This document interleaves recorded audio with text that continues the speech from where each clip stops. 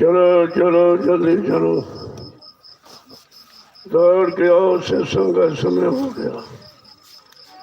सब लोग सामने आके बैठा करो, एक एक वचन वाणी को बड़ी सावधानी के साथ सुनो। जब सत्संग वचनों को सुनोगे तब तुम्हारी समझ में आएगा कि सत्य क्या है, असत्य क्या, असल क्या है, नकल क्या, पाप है, पुण्य क्या है।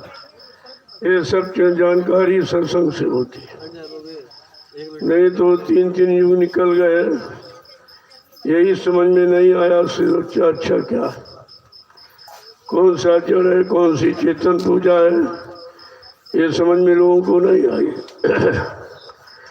ये तो अगर संत महापुरुष इस मृत लोक मंडल में ना आए होते तो हमें आपको ये समझदारी नहीं होती, और हम ये भी नहीं समझ पाते कि हमारी जीवात्मा कहाँ की रहने वाली है और कैसे आई, और यहाँ किसने उसको फंसा लिया, अब वो कैसे निकलेगी, अपने घर मंडल में पहुँचेगी। ये सब जानकारी सत्संगी कराता है।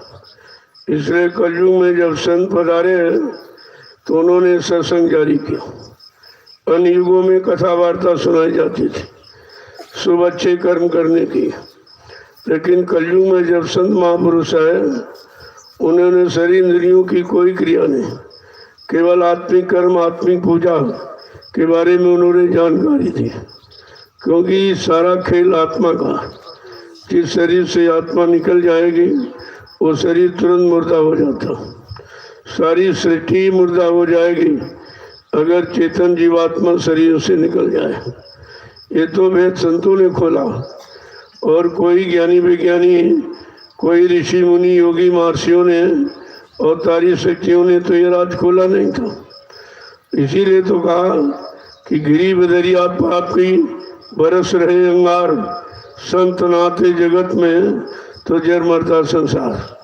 अगर संत महापुरुषों का आगमन इस भारत भूमि पर न हुआ होता तो हम सब जीवात्माओं को काल माया के देश से निकलने का अवसर, मौका नहीं मिलता, क्योंकि ये मालूम ही नहीं था कि निकला भी जाता है।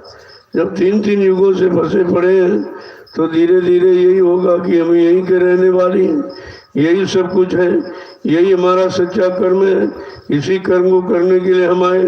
ये सब जानकारी तो जब मिली जब संत महापुरुषों ने सत्संग जारी किया, सत्संग के माध्यम से सारा राज खोल दिया। तो एक एक वचन को बड़ी सावधानी के साथ सुनना चाहिए। बड़ा सौभाग्य हम सब जीवों का है जो कम से कम रास्ता तो मिल गया। जब ऋषि मुनियों को नहीं मिला, योगी महर्षियों को नहीं मिला तो हमें आपको कैसे मिलता। हम आप तो किसी योग्य नहीं है, कोई अच्छा शुभ कर्म भी नहीं है, कोई किसी तरह की अच्छी सच्ची जानकारी नहीं है, तो बड़ा संभव था लेकिन असंभव को संभव बना दिया। ये है महापुरुषों की महिमा। अब संत महापुरुषों की महिमा को कोई क्या जाने, क्योंकि लेखनी लिख नहीं सकती, वाणी बखान कर नहीं सकती। वो अद्वितीय अलौकिक विलक्षण देश के रहने वाले हैं और उनकी रचना को और उनके महत्व गौरव गरिमा को किस काम के लिए आए, कौन सा काम करेंगे, कोई नहीं जानता। इसलिए उनको अपना परिचय देना पड़ा। वैसे तो हम आप जाने नहीं पाते। अगर जब परिचय दिया तब तो सब भूल ही गए, और परिचय न मिलता तो कोई नहीं जानता था। उन्होंने पूरा परिचय दिया। पहले तो उन्होंने जानकारी दी, मैं रामकृष्ण की तरह से किसी बीच के लोग से नहीं आया हूँ जो तुम सबको बीच में छोड़ के चला जाऊंगा। न मैं ब्रह्मा के ब्रह्मलोक से आया हूँ, न विष्णु के विष्णुलोक से आया हूँ, न शिव जी के शिवलोक से आया हूँ, न राम के साकेत लोक से आया हूँ, न कृष्ण के गोलोक से आया हूँ, न देवी देवताओं के दो लोक से आया हूँ। मैं आया हूँ सतलोक सचखंड अरामी धाम प्रभु धाम, जहाँ की सारी सुरते रूहें जीवात्माएं रहने वाली। देखो ये परिचय पहले दिया कि कम से कम ये तो जानकारी हो जाए कि मैं कहाँ से आया हूँ। बीच के लोग से शक्तियाँ आई, वो बीच में छोड़ के चली गई। कोई किसी जीवात्मा को उन्होंने पार नहीं किया। पहली बार जीवात्मा को जगाने का, घर पहुँचाने का उनको अधिकार ही नहीं था।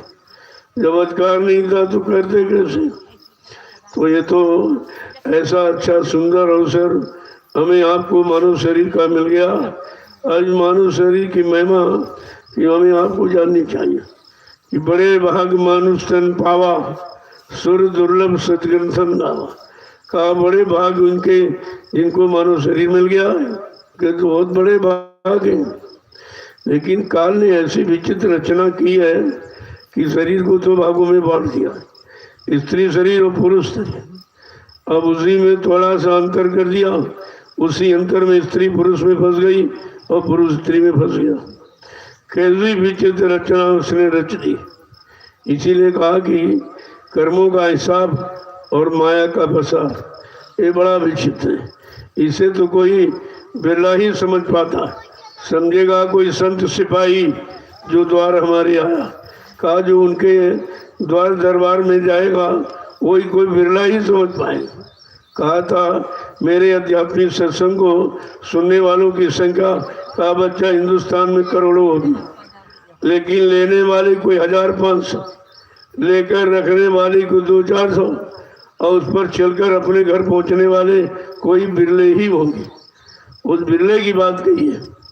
तो कितने लोग सुने थे, किनको सुनाया गया, कहते 45 करोड़ को सुनाया गया और नामदान भी दिया गया। लेकिन किसने लिया किसने नहीं लिया, कितने लोगों ने सुना किसने लिया और लेकर किसने अभ्यास किया, अभ्यास करके उस रास्ते पर कुछ मंजिल पर चले, कितने लोग चले कि नहीं चले। तो ये सब पता चला कोई नहीं चला, कोई नहीं चला। जब कोई टिका ही नहीं दरबार में तो इसका मतलब लोगों ने दरबार की महिमा नहीं जानी, चरण शरण की महिमा नहीं जानी, संतों की महिमा नहीं जानी, उनके द्वारा दिया गया नामदान उसकी महिमा नहीं जानी, न नामदान की महिमा न नामदान देने वाले की महिमा।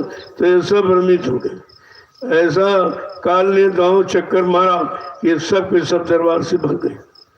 किसी को भगाया नहीं गया, सब अपने आप भाग गए, बिना कोई परीक्षा के, बिना कोई तकलीफ दिए, यहाँ कोई मांग जांच नहीं, फिर भी मतलब यानी दरबार छोड़ के सब भाग गए। इसका मतलब है कि जीव कितना कमजोर था, किसी बात को पकड़ के रख नहीं पाया, कितना भारी नुकसान हो गया।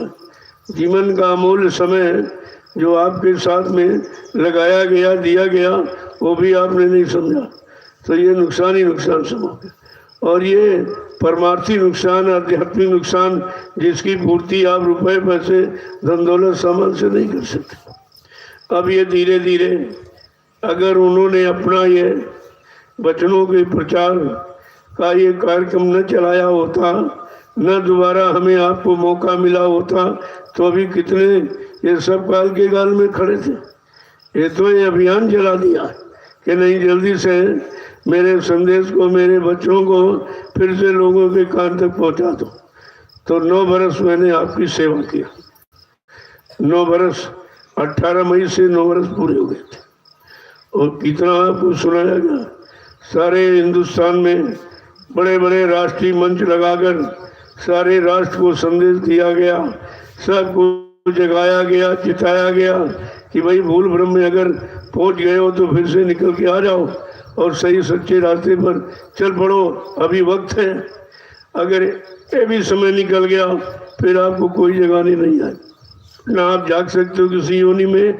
अगर मनुष्य शरीर निकल गया तो पशु पक्षी कीड़े मकोड़ों के शरीर में थोड़ी आप जागोगे। जीवात्मा तो उनमें भी है, नहीं वो जीवात्मा इतनी विकसित नहीं है। जीवात्मा को जगने का अधिकार, वहाँ तो केवल भोगों का जीवन है। मनुष्य जीवन छोड़ करके जितने शरीर हैं, चाहे पशुओं के हो, पक्षियों को हो, जंगली जानवरों के, कीड़े मकोड़ों के, सब भोग योनि है। उनमें बाल बच्चे पैदा करने के सिवा कोई काम नहीं किया। कितने बच्चे आप पीछे छोड़ के आए हो और कितने छोड़ रहे हो और अब भी उसी के चक्कर में पड़े हो। तुम अपने घर जाने की तैयारी कब करोगे? तो महापुरुषों ने यही जन जागरण किया कि तुम्हारा शरीर तुमको मिला है, यही तन का फल विषय न भाई, स्वर्गो सुल्प अंत दुखदाई। इस मानव शरीर का फल विषय भोग नहीं है, नहीं तो अंत में दुख ही तुम्हारे हाथ रह जाएगा और सारा समय अच्छा तुम्हारे हाथ से निकल जाएगा। ये इसीलिए कहा कि नर्तन पाए विषय मन देही, पलट सुधाते सट बिसलई। अगर मानव शरीर पाकर विषय भोगों में गंवा दिया तो आपने वही काम किया कि हीरा को फेंक दिया और बदले में कांच को पकड़ लिया, क्योंकि आपको जानकारी नहीं थी। बड़े समझाओ जाके, कबहू करी करुणा नर देही, देत ईस बिन हेतु सुनई। कभी कभी करुणा निधान, कृपा दया मेहरबानी करके ये मानव शरीर हमें आपको दे देते हैं कि जाओ अब की बार ये चांस अवसर मौका तुम्हें दिया जा रहा मानव अनमोल शरीर का, तो किसी संत महात्मा की तलाश कर लेना और अपने घर का रास्ता पूछ लेना और अपने घर चले जाना। फिर यहाँ तुम कभी नहीं आओगे, क्योंकि ये सब जान गए, क्योंकि इस समय सब जानकारी धीरे धीरे हो गई। जब ऐसी बेचैनी होती है कि हम बहुत गलत जगह फंस गए, क्या करना था क्या लागे करन, मुझे यही अचंभा भारी है। बड़ा आश्चर्य हो रहा किस काम के लिए मालिक ने ये शरीर दिया था, मनुष्य मंदिर, और हम कर क्या रहे हैं, हम फंस किस में गए। जब ये जानकारी होती तो बड़ा प्रायश्चित होता, बहुत मतलब पछतावा होता। मन पछताइयो अवसर बीते, जब अवसर समय मनो शरीर का निकल जाएगा, ऐ मन तुझे पश्चाताप करना पड़ेगा। पश्चाताप के सिवा तेरे हाथ में कुछ नहीं लगेगा। एक एक वचन को बड़ी सावधानी के साथ, यहाँ आश्रम में आए हो तो कुछ लेके जाओ, कुछ छोड़ के जाओ, कुछ लेके जाओ। अच्छा पकड़ लो और बुरे को छोड़ दो। अगर हर सत्संग में एक बुराई छोड़ने लगो, एक अच्छाई पकड़ने लगो, तुमको तो कितने सत्संग मिलते हैं। यहाँ तो रोज ही हो रहा, तो इतनी बुराइयां आप में नहीं है, लेकिन तुम्हारे न पकड़ने की आदत बनाई न छोड़ने की आदत बनाई। तो जैसे थे वैसे फिर आने का मतलब क्या है। एक दैनिक डायरी बनाओ, देखो भाई मेरे में कितने अवगुण हैं, फिर धीरे धीरे निशान लगाओ, एक एक अवगुण को छोड़ते जाओ। तो एक दिन ऐसा आएगा बिल्कुल पाक साफ निर्मल हो जाओ। कोई गंदगी, कोई गंदा कर्म, कोई गंदा खान पान, कोई गंदे भाव विचार तुम्हारे में रहेंगे नहीं, धीरे से सब निकल जाएंगे। ये रहनी गहनी, संतों की रहनी गहनी में आए हो तो उनकी रहनी गहनी में रहो। तुम अपनी वही पुरानी रहनी गहनी में बने रहते हो, बड़ा आलस से आप। अभी देखो अभी तक आ रहे हैं, मैं पहले आ जाता तो ये बात नहीं आती।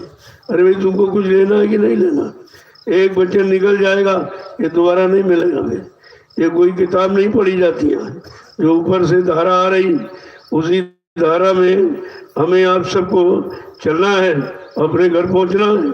तो कम से कम इतनी तो आपके अंदर रहना चाहिए कि 6 बजे सत्संग होता है तो 5:45 बजे आपको आ जाना है। इसका मतलब सुबह 4 बजे जब घंटा संग लगता है तो यहाँ तो बहुत कम लोग आते हैं। तुम सब सोते रहते हो, अरे भाई सोना खाना यही करना तो घर में रहो, यहाँ क्यों भीड़ बढ़ाते हो, क्यों भंडारे पर बोझा डाल रहे हो। जब तुम्हें कुछ करना नहीं है, अपने आप को बदलना नहीं, तो फिर यहाँ क्यों आते हो। ये तो 88,000 ऋषियों की तपोभूमि है। यहाँ जब भी जो आए वो तपस्या करने के लिए आए, तो तुम क्या यहाँ करने आए? तुम्हें भी तो कुछ तपस्या करनी चाहिए, कुछ छोड़ना चाहिए, कुछ पकड़ना चाहिए। कुछ बुराई छोड़ दो, अच्छाई को पकड़ लो, तो धीरे धीरे तुम्हारा जीवन ही सुधर जाए। अब सुधार की नीति रीति से आओगे तो सुधरेगा, और वैसे आए चले गए, ये तो जितना जीवन निकाल के आए हो और बाकी ये भी निकल जाएगा, फिर मतलब क्या माने का? कम से कम कुछ शौक रखो, कुछ अंदर में बिरे तड़प पैदा करो कि मैंने बहुत किया है, खराब किया, अच्छा तो हुआ नहीं। अब गई बहुत रही थोड़ी, वो भी जाने वाली है। जो समय घड़ी जो मनी श्वासें अनमोल निकल गई, वो तो निकल गई, वो वापिस शरीर में नहीं आएंगी। लेकिन जो शेष रह गई हैं उनको हमें सही जगह लगाना चाहिए। तभी कहा कि संकल्प तो लो, कम से दया तो होगी, संकल्प आपको लेना चाहिए। कोई न कोई तो कर्म का माध्यम आपको बनाना ही है। संकल्प लो, दया हो जाएगी कि अब लो नसानी अब न सही। जो समय घड़ी वक्त श्वासों की पूंजी चली गई सो चली गई। अब जो शेष बाकी बची है वो मैं बच्चों के पकड़ने में, बुराइयों को छोड़ने में, अच्छाई को पकड़ने में, अपने घर जाने की तैयारी में मैं वो समय लगाऊंगा। अब तो समय चला गया। अगर इतना भी संकल्प ले लो तब भी तुम्हारे काम की शुरुआत हो जाए। लेकिन तुम कुछ करना नहीं चाहते हो तो बिना किए तो कुछ होता नहीं। कुछ ना कुछ तो आपको करना चाहिए। कहते हैं दया तो मिलेगी, जो दया देने आए दया देंगे, लेकिन तुम्हें पता ही नहीं चलेगा दया हुई कि नहीं हुई। जब दया के पात्र नहीं बनोगे, पात्र में पात्रता नहीं होगी, तो दया दे भी जाए तभी तुम नहीं समझ पाओगे। जैसे 45 करोड़ जीवों पर नामदान की दया की गई, किसने समझा? सब तो छोड़ के भाग गए, कोई दरबार में नहीं टिका एक भी। और कहते हम सत्संगी हैं, सत्संगी। तुम कहे कि सत्संगी, तुम सत्य के संगी भी कहो। सत्य को पकड़े होते तो सतगुरु के दरबार चरण शरण को कभी नहीं छोड़ते। जहाँ से कोई चीज मिलती है और एहसास हो जाता, वो चीज जगह आदमी कभी नहीं छोड़ता। इसका मतलब आपने लेने का कोई एहसास नहीं किया कि हमें कुछ दिया गया कि नहीं दिया गया, हमारे पर कृपा हुई कि नहीं हुई, दया हुई कि नहीं हुई। हम आप इस पर कभी विचार ही नहीं करते, कभी नहीं। अगर 45 करोड़ जीवों ने सोचा होता तो आज तो इनका काम बहुत आगे हो। अब तक इतनी मंजिल आप चल गए हो, लेकिन वो सब वहीं से भाग गए। कोई इधर भाग गया, कोई उधर भाग गया, कोई उधर भाग गया। दरबार में कोई नहीं रहा। जब दरबार में नहीं रहोगे तो फिर पाओगे क्या? अन्यत्र कोई दरबार है नहीं जहाँ से तुम्हें कुछ मिले। जितने दरबार लगाए या खोले गए वो सब लेने वाले, चाहे वो पत्थर देवता का दरबार, चाहे जिंदगा हो, सब लेने वाले, देने वाला कोई नहीं आपको। तो जब देने वाला कोई नहीं तो मिलेगा क्या आपको? अब देने वाला दरबार है, वहाँ की महिमा नहीं समझते लोग। ये नैमिषारण्य की तपोभूमि है, यहाँ पर आए हो कुछ तपस्या करो। तपस्या मतलब पहली बारी कोई ये नहीं कि रोटी नहीं खाएंगे, सब्जी नहीं खाएंगे, ये करेंगे वो कैसा कुछ है। तपस्या आशाएं, इच्छाएं, वासनाएं, कामनाएं जो भोगों की हैं उनको तप माने जला देना, उनको छोड़ देना, खत्म कर देना। तो कलयुग में बहुत सरल तपस्या रख दी गई। न जंगल जाना है, न दाढ़ी बाल रखना है, न लाल पीले कोई कपड़ा बनाना, कोई शरीर में ऐसी बनावट नहीं करना, अंदर से पकड़ो। क्योंकि जीवात्मा अंदर में, सबने मतलब यानी अपना नुकसान कर लिया और मेरा कुछ नहीं। कितने युग निकल गए लोगों को पूजा पाठ, तीर्थ व्रत, दान हवन, जब तक गंगा स्नान करते, लेकिन कुछ नहीं मिला। और आप खोजते बाहर नहीं, और है वो अंदर में, बाहर में कुछ नहीं। वो तो अंदर में बैठा, उसकी मानी अंश मात्र दिया, उसका अंश जीवात्मा तो अंदर बैठी। और जीवात्मा की यातना बड़ी और मेरी बेचारा यही जला दिया जाता। जब इससे जो कुछ किया वो यही रह जाएगा, कुछ आप न ले जा सकते नहीं जा सकते। हाँ जीवात्मा जाएगी तो जीवात्मा का कर्म किसी ने लिखाया नहीं। आप जीवात्मा का कर्म क्या है उसे जीवात्मा जाग जाए। और धीरज से यहाँ निकले और इधर पूरा ये माया का लोग, ये काल माया का लोग इसे उस पार जाएगी। तो इसके ऊपर है देवलोक, वहाँ देवी देवता बैठे हुए, आज भी बैठे, वो कहीं चले नहीं गए, आज भी बैठे हुए। तो जब वहाँ पहुँचेगी तभी तो दर्शन होगा। अरे भाई किसी से मिलना चाहते हो, जब उसके मुकाम आवास घर पर पहुँचे तभी तो सच्चा दर्शन होगा, मिल पाओगे आप। तो देवलोक में देवी देवता आज बैठे, कौन कहता नहीं है, लेकिन यहाँ नहीं, यहाँ कुछ नहीं, ये मृत लोग है। यहाँ जो भी आएगा वो उसके मौत के हवाले होना पड़ेगा। अब यह है शुभ अशुभ करने का ये क्षेत्र है। अगर शुभ कर लोगे तो जल्दी से निकल कर उन लोगों का भ्रमण कर लोगे, और अशुभ करोगे तो कुछ नहीं मिलेगा। अशुभ अशुभ की पहचान भी नहीं बताएगी। शरीर इंद्रियों से ही बुरा और शरीर इंद्रियों से अच्छा। तो किया तो आपने शरीर इंद्रियों से ही, कोई आत्मा से तो किया नहीं। जब शरीर इंद्रियों से अच्छा किया उसका फल यहाँ, और भगवानी खराब किया उसका फल यहाँ। अच्छा किया तो धनी मानी राजा महाराजे बन गया, लेकिन रहे मृत्यु रूप, यहाँ से निकल नहीं पाए। इसलिए शरीर इंद्रियों वाले जितने कर्म हैं कलयुग में सब किए निषेध।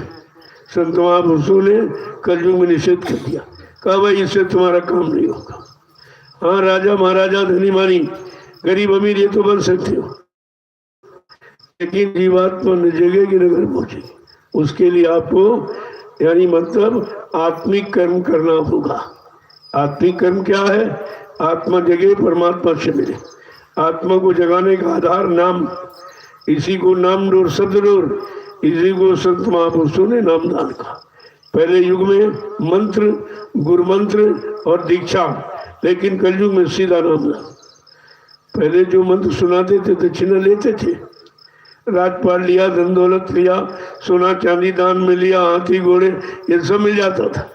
लेकिन कलयुग में संतों ने सीधा रखा नामदान। तुमको नाम दान के रूप में दिया लिया गया, तुमसे कुछ लिया नहीं जाएगा, तुमको जाएगा, और वो दिया जाएगा अमोलक, जिसकी कोई मूल्य कोई कीमत यहाँ चुका नहीं सकता। तो कितनी बड़ी दया हमारे सब कलयुग के जीवों पर हुई। लेकिन हमने आपने कम कुछ न तो थोड़ी बहुत जानकारी आपको जरूर होती, इसलिए बचनों को सुनो। तो फिर अज्ञानता से चल से कपट से जाओ। नहीं तो यहाँ ऋषि मुनि नहीं होता है जिन्होंने हजारों वर्ष तपस्या की, शरीर को सुखा डाला, हड्डियों को गला दिया, उनको भी ये नामदान नहीं मिला। योगियों ने तरह तरह के योग लगाए, उनको भी नामदान नहीं मिला, लेकिन नामदान उनको भी नहीं मिला। रखवाला नहीं, उनकी रक्षा हिफाजत करने आ गए, जिनको किसी तरह का किसी कोई सरल इतनी बड़ी चीज मिल गई, हम सब गंदे जीवों को मिली। इसका मतलब गंदे जीवों के लिए महापुरुष आते, कमजोर जीवों के लिए महापुरुष आते, भूले बिछड़े जीवों के लिए आते। तो जब सत्संग में आओगे तो उनकी दया का एहसास होगा। जय गुरुदेव, जय गुरुदेव, जय गुरुदेव, जय गुरुदेव। नाम किसका? प्रभु का। जय गुरुदेव। नाम किसका? प्रभु का। जय गुरुदेव। नाम किसका? प्रभु का। प्रभु का प्यारा नाम। सम्राट दाता दयालु पूज्य स्वामी जी महाराज, आज के इस प्रातःकालीन नैमिषारण्य की तपोभूमि पर लघु सत्संग में सम्मिलित होने वाले समस्त गुरासिक प्रेमी जनों, बड़ा समय अच्छी शुभ घड़ी जब होती है तब महापुरुषों के वचन सुनने का हम सब जीवों को जीवन में मिलता है। वैसे तो ये मिला नहीं है। पुण्य पुंज बिन मिले न संता, संत बिना सूझे नहीं पंथा। बिना पुण्य कर्मों के संत महात्मा नहीं मिलते। अब पता चला पुण्य कर्म क्यों सिखाए गए थे कि आगे कलयुग में संत महापुरुष आएंगे, तुम उनको पहचानने लगोगे। केवल उनकी पहचान, उनके पास जाने, उनके वचन सुनने का अवसर, मौका, इसके लिए ये पुण्य कर्म सिखाए गए 3-3 युगों से। कितनी मेहनत की सबने, कि पुण्य कर्म करते रहना, तन शुद्ध रहेगा, मन शुद्ध रहेगा, इंद्रियां शुद्ध रहेंगी, खान पान शुद्ध रहेगा, संग सोबत शुद्ध रहेगी। अच्छे कर्म करोगे तब संत महापुरुषों को पहचाने लोगे, उनके पास जाने, उनको पहचाने, उनसे नाम की युक्ति लेने के लिए कितनी मेहनत की थी ऋषि मुनि महात्माओं ने, और आपको यानी पाक साहब निर्मल पवित्र रखा। लेकिन हम आप पाक साहब भी नहीं पाए। यहाँ तो गंगा नहाते, शराब भी पीते, झूठ बोलते, छलकपट, बेईमानी करते, गीता भागवत पुराण पढ़ते हैं, लेकिन बेचारे यही नहीं जानते कि हम ये कर क्या रहे। उनको ये मालूम नहीं है कि परमात्मा मिलता कैसे, किनको मिलता है। बड़े साफ शब्दों में रामचरितमानस में गोस्वामी जी महाराज ने उत्तरकांड में सबको उत्तर दे दिया। सबके प्रश्नों का उत्तर बिना बताए उत्तर दे दे, बिना प्रश्नों को सुने उत्तर, इन्हीं कहते हैं अंतर्यामी। वो अंतर्यामी गड़गड़वासी, वो सब कुछ देखते हैं, उनकी जीवात्मा की दिव्य आँख कान खुला है, उसी से सुनते हैं और देखते भी हैं। इसीलिए सबके प्रश्नों का जवाब भी लिख दिया पहले से कि निर्मल मन जन सो मोहि पावे, मोह छल छिद्र कपट नहीं भावे। कहा हमको कौन पाएगा? तो और कहा हिंदू मुसलमान कहते नहीं, ब्राह्मण क्षत्रिय वैश्य सर्जन कहते नहीं, कोई गोरा काला कहते नहीं, कोई धनवान बलवान बुद्धिमान कहते नहीं, कोई पढ़ा लिखा अनपढ़ कहते नहीं, स्त्री पुरुष कहते नहीं।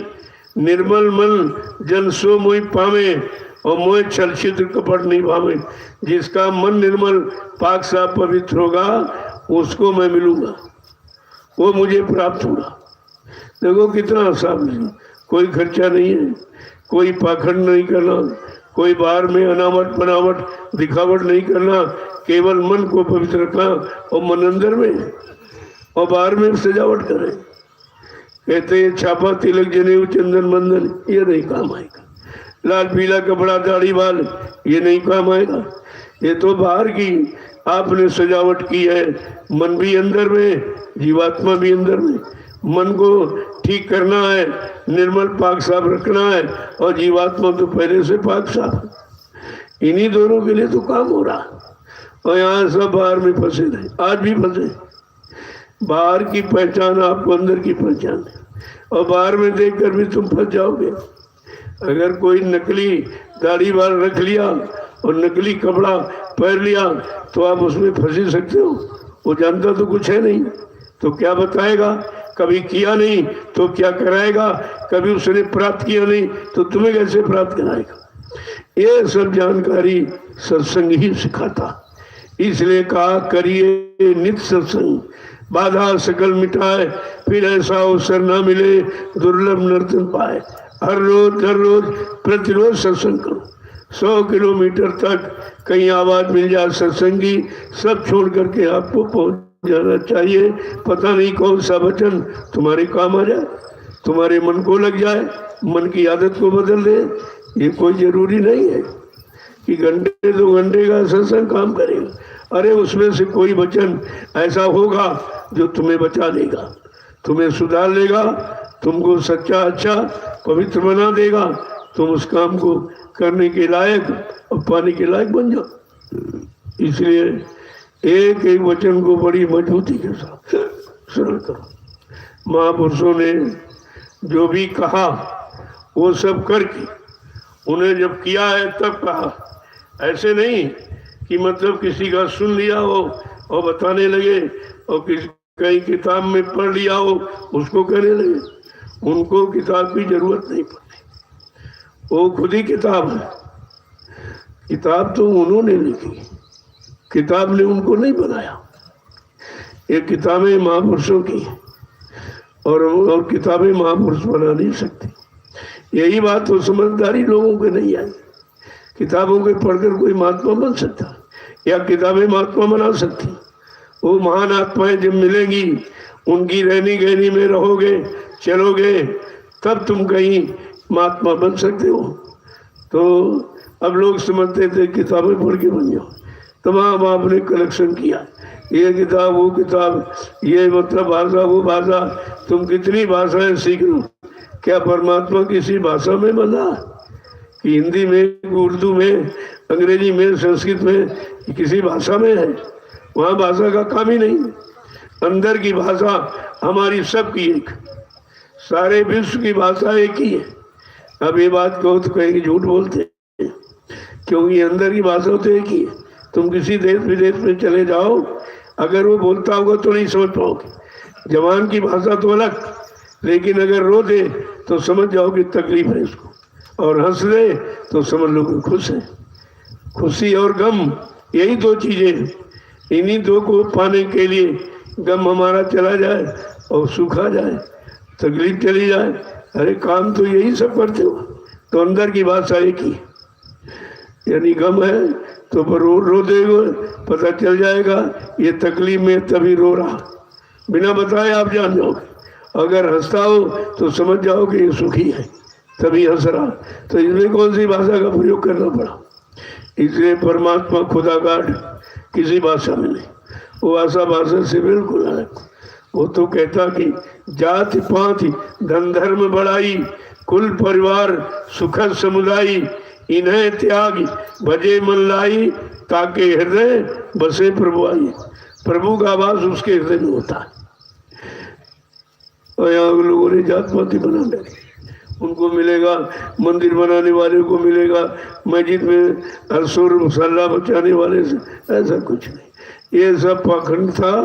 पाखंड विवाद ने कितनी दूर सत्यता और हकीकत असलियत से हमें आपको खड़ा कर दिया, कुछ नहीं मालूम। अगर महापुरुषों ने दया की न होती तभी तो कहा गया कि कृपा की न होती जो आदत तुम्हारी, कृपा की न होती जो आदत तुम्हारी, कृपा की न होती जो आदत तुम्हारी, कृपा की न होती जो आदत तुम्हारी, तो सुनी ही रहती अदालत जगह तुम पाते, दो दीनों के दिल में जगह तुम न पाते, जो दीनों के दिल में न पाते, तो किस दिल में होती इबादत तुम्हारी, तो किस दिल में होती इबादत तुम्हारी, तो किस दिल में होती इबादत तुम्हारी। कृपा तुमसे गरीबों की दुनिया है आबाद तुमसे, अदालत तुम्हारी, तो सुनी ही रहती अदालत तुम्हारी। तुम्हारी हिंदू हैं ये तुम्हें सौंपते हैं अमानत तुम्हारी, तुम्हें अमानत तुम्हारी, तुम्हें सौंपते हैं अमानत तुम्हारी, तुम्हें सौंपते हैं अमानत तुम्हारी। कृपा की न होती जो आदत तुम्हारी, कृपा की न होती जो आदत तुम्हारी, तो सुनी रहती अदालत तुम्हारी, तो सुनी रहती अदालत तुम्हारी। वो कैसे भाव है? ये भक्त और भगवान का भाव है, ये गुरु और शिष्य का भाव है, ये मालिक और उनके सेवकों का भाव है। कहा अगर तुम्हारे अंदर कृपा न होती तो ये जो अदालत में भरपूर लोग दिखाई दे रहे करोड़ों, ये कोई नहीं आया। ये तुम्हारी कृपा के कारण ही आए। आपने कृपा दिया मेहरबानी न की होती तो यहाँ कोई नहीं आता। कितने उच्च कोटि के भाव हैं। जब ऐसे भाव हमारे आपके अंतःकरण से निकलेंगे तो हम दया पाने के पूर्ण अधिकारी बन जाएंगे। अब दया लेनी है तो ऐसे भाव विचार तो पैदा करने ही पड़े। ऐसी विनय तड़प, ऐसा अपनापन, अपना भाव बनाना ही पड़ेगा।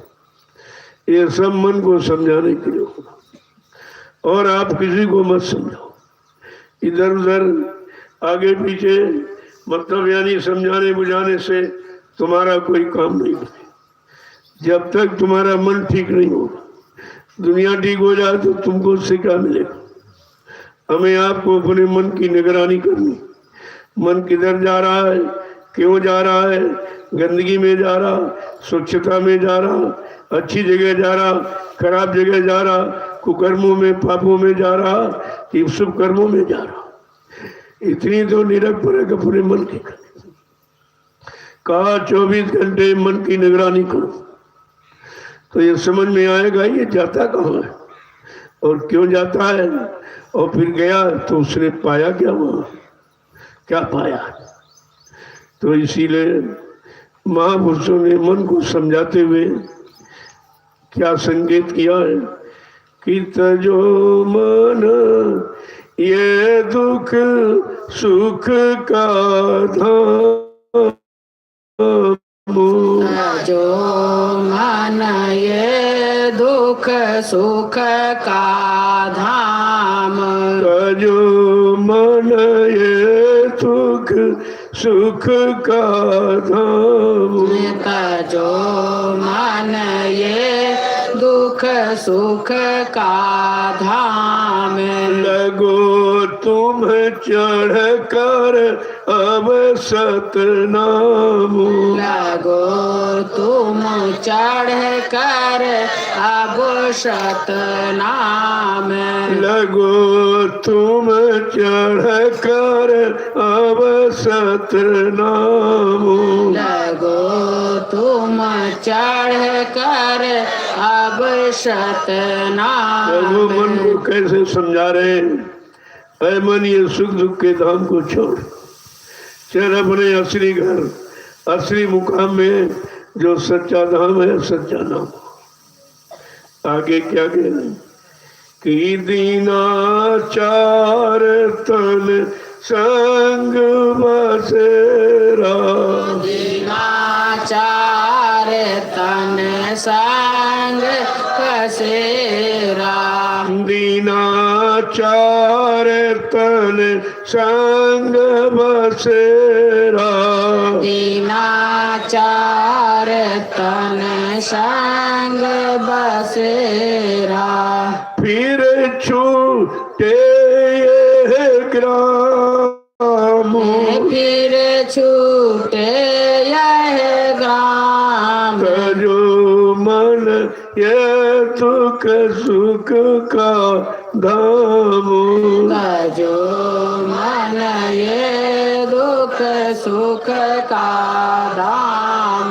लगो तुम चढ़ कर अब सतनाम, लगो तुम चढ़ कर अब सतनाम। ऐ मन तेरा बसेरा 4 दिन का शरीरों में, किसी शरीर में जाएगा तो 4 दिन, यानी शरीर की 4 अवस्थाएं, बचपन, किशोरा, जवानी और बुढ़ापा। ये 4 अवस्थाएं यार 4 दिन का वास है। इसके बाद तुझको ये कलयुग का गांव छोड़ना पड़ता। इसमें भी तू चैन से नहीं रह सकता। कभी शरीर में डाला, उस शरीर में डाला, उसमें पैदा हुआ, फिर मर गया, फिर पैदा हुआ तो मर गया, यानी जन्म मरण के चक्कर में से तू छुटकारा कभी पा नहीं सकता। आगे क्या कह रहे कि तुम फंसे कहाँ कहाँ हो, अपने आप को कहाँ तुमने फंसा दिया है, अज्ञानता, भूल भ्रम में, स्वार्थ, लोभ, लालच में। कि धनदारा सुत नाती कहिए, धनदारा सुत नाती कहिए, धनदारा सुत नाती कहिए। धनदारा सुत नाती कहिए। ये नहीं आवे काम, ये नहीं आवे काम। जो मन ये दुख सुख का धाम। मन ये दुख सुख का धाम। लगो तुम चढ़ कर अब सतनाम। कर सतनाम। ये धन दारा माने स्त्री सुत माने बेटा नाती पोते का ये तुम्हारे काम नहीं है, ये तुम्हारा कोई सहयोग नहीं कर सकते। जब तुम यहाँ से चलोगे, जीवात्मा शरीर से निकलेगी तो इस शरीर को यही लोग जलाएंगे जो कहते हो हमारे हमारे हैं। ये तुमको नंगा करके लकड़ियों में रखे शमशान भूमि में जला के राख कर देंगे। कोई गड्ढा खोद के गाड़ देगा या बालू बांध के फेंक देगा, लेकिन कोई रखने के लिए तुमको तैयार नहीं हो। देखो कितनी नफरत, और तुम कहते हो हमारे हमारे, तुम्हारे ही ये सब तुम्हारे साथ करेंगे। इतनी बेरहमी के साथ नंगा करके लकड़ियों पर रखे तुम्हें जला के राख करते। अगर नंगा करके जलाया जाए इससे बड़ा और कोई अपमान है? ये तो सबसे बड़ा अपमान है, और ये सबका गुनाह है। इस अपमान से बचने बचाने के लिए संत महापुरुष कहते हैं चलो एक बार अपमान हो गया, लेकिन दोबारा इस अपमान होने वाली जगह पर ही ना आना हो। इस लोक में मत आना, मृत लोक में आना ही न पड़े, काल माया के हवाले होना न पड़े, और इस तरह तुम्हारी दुर्गति दुर्दशा ये फिर न हो। क्या कह रहे हैं कि श्वास दुधारा नित ही जारी। श्वास दुधारा नित ही जारी। श्वास दुधारा नित ही जारी। श्वास दुधारा नित ही जारी। एक दिन खाली चाम, एक दिन खाली चाम। जो मन ये दुख सुख का धाम।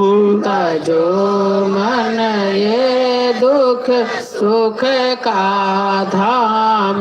लगो तुम चढ़ कर अब सतनाम। लगो तुम चढ़ कर अब सतनाम। कोई मन के लिए समझौती है। ऐ मन, तू जिस शरीर में इतरा रहा है, गरुड़ गुमान घमंड कर रहा है, ये शरीर में ही तेरी ये दशा होगी, और जिनके कारण तू फंसा है ये सब एक दिन तुझसे मुंह मोड़ लेंगे। कोई तुम्हारे साथ चलने को तैयार नहीं होगा। कहते क्या, ये श्वास जो तेरे शरीर में आती जाती, इसमें दोनों तरफ धार है। जब ये आती है तभी श्वासों की पूंजी खत्म करती, और जब जाती तभी खत्म करती। इसमें दोनों तरफ धार है, और दोनों तरफ से तुम्हारी श्वास की पूंजी को ही खराब कर रहे हैं, और श्वास की पूंजी हमारी सबकी पूंजी। ये श्वास शरीर में जो हम सबको बराबर मिले, 96 करोड़ श्वास सबको मिले, उसमें कोई उसने छोटा बड़ा गरीब अमीर का भेदभाव नहीं रखा। सबको समान रूप से परमात्मा खुदा गाड ने ये श्वासों की पूंजी दी, और कहा इसका खर्च करने का विभाजन कैसे। ये समझ लो कि किसमें पूंजी कैसे कैसे खराब होती। कहा बैठने में 12% खर्च होती, चलने में 18%, सोने में 30% और संभोग में 34% खर्च। इसीलिए कहा घर गृहस्थी परिवार में रहो, लेकिन थोड़ा नियम संयम में रहो, थोड़ा नियम संयम। जब नियम संयम का इशारा नहीं समझ पाए तो उन्होंने खोल के कहा कि महीने में 30 दिन होते, 29 दिन ब्रह्मचर्य का पालन करो, तब भजन पर बैठो, और एक दिन खराब हो जाए तब बैठो तो आपकी समझ में आ जाएगा कि बिना ब्रह्मचर्य के भजन होगा नहीं, बिना उसके हो ही नहीं सकता। क्योंकि जो तत्व है वो, ये कोई मशीन, जो विज्ञान ने जितनी मशीनें बनाई ऐसी मशीन कोई नहीं है जिसमें सब्जी रोटी चावल दाल डाल दो वो ब्लड खून बना दे, ऐसी कोई मशीन नहीं जो खून बना दे। जब आप 40 दिन संतुलित आहार करोगे तब 1 किलो ब्लड खून बनता है, और 1 किलो खून जब रिफाइन होता तो 1.5 तोला वीर्य और रज का निर्माण होता। जो स्त्री पुरुष को के अंदर तत्व है, जिस तत्व के कारण आप चलते फिरते हो, वो तत्व कितना खून यानी रिफाइन होने के बाद ये तत्व में आपको मिलता है, और हम आप हंसी खेल में उस तत्व को बर्बाद कर देते, कोई मतलब ही नहीं उसका समझते। अरे कोई मशीन ऐसी नहीं है जिसने वीर और रज का निर्माण किया हो, ये परमात्मा की बनाई मशीन, मनुष्य मशीन, इसमें ये अलौकिक खेल हो रहा, ये अलौकिक विलक्षण लीला है। लेकिन हम आप इसे समझते नहीं, हम हंसी मजाक में इस तत्व को बर्बाद करते रहते हैं, और धीरे धीरे धीरे ये तत्व खराब खत्म हो जाता है। उसी को आप बुढ़ापा कहते हो, उसी को आप बुढ़ापा कहते हो। अगर जमाने में इस तत्व को रोक दिया जाए तो परमात्मा प्राप्ति बहुत सुलभ है, बहुत जल्दी मिल जाए। आपको कोई अलग से प्रयत्न नहीं करना, केवल अपने तत्व को संभाल के रखना। अगर इसको यानी मतलब संचय करना आप सीख गए, इसको रोकना अगर सीख गए तो बहुत जल्दी आप परमात्मा की प्राप्ति करना। लेकिन इसकी तरफ किसी का ध्यान नहीं अभी।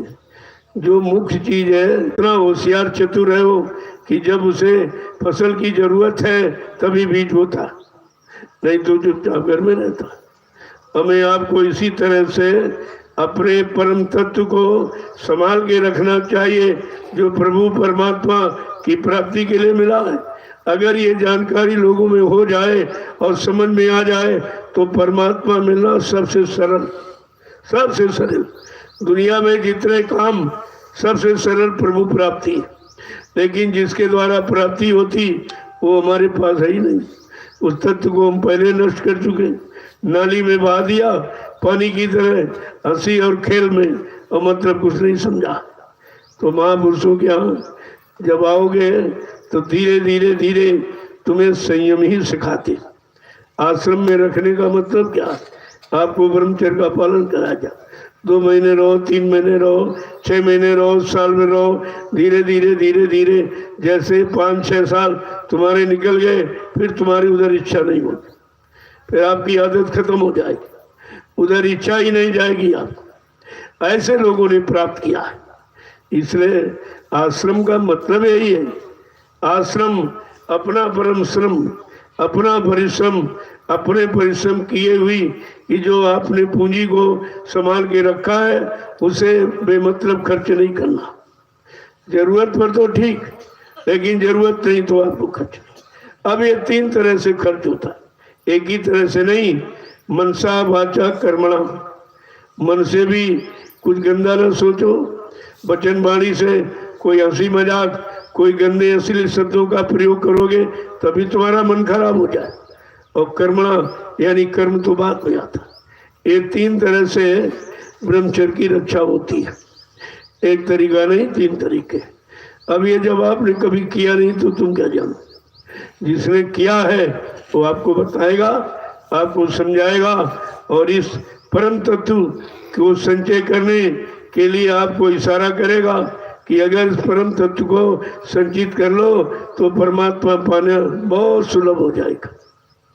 आगे क्या कह रहे हैं कि मसक समान जान ये तेई, मसक समान जान ये देही, मसक समान जान ये तेई, मसक समान जान ये देही, बहती आठों याम, बहती आठों याम, जो मन ये दुख सुख का धाम।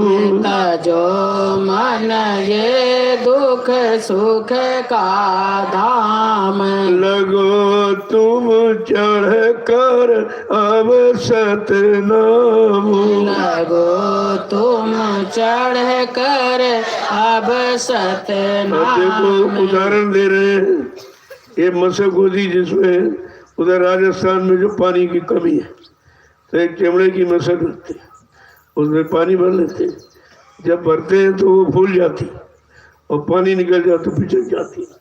ऐसे ही ये चमड़े की भी ये मशक है, इसमें श्वास आती तो फूलती, श्वास जाती तो पिचकती है। और एक दिन हमेशा के लिए श्वास निकल जाएगी, ये पिचक जाएगी, कभी भूलेगी नहीं। कैसे समझा के कह रहे हैं कि तुम्हारा शरीर मशक के समान है, श्वास आएगी तो ये फूल जाता और पानी निकल गई तो पिचक जाता। और एक दिन हमेशा के लिए श्वास निकल जाएगी तो पिचक जाए, फिर आप इसमें कुछ कर ही नहीं सकते, कोई काम फिर आप नहीं कर सकते। केवल श्वासों का खेल है, इसमें कुछ नहीं। इसी श्वासों की पूंजी को हम आयु में, उम्र में, दिनों में, महीनों में गिनती गणना करते हैं, लेकिन वास्तविकता ये है ये श्वासों की पूंजी है। कैसे संभाल के रखना पूंजी को, जैसे इस ये पूंजी जो मन बुद्धि चित्त लगाकर कमाते हो, इसको संभाल के रखते हो कि आगे कोई मुसीबत पड़ेगी तो इससे दूर कर लेंगे, कोई व्यवस्था है इस पूंजी से बन जाएगी। ठीक इसी तरह से वो परमार्थी व्यवस्था बनाने के लिए हमें आपको भी इस पूंजी की जरूरत है। अगर श्वासों की पूंजी न रही तो आप कुछ नहीं कर सकते। सब समय निकल गया, श्वासें आपने खराब कर दी, नाजायज तरीके से उनका दुरुपयोग किया है, अब बाद में आपको पछतावा हो तो, लेकिन पछताने से क्या होता, अब पछताए होत का जब चिड़िया चुन गई।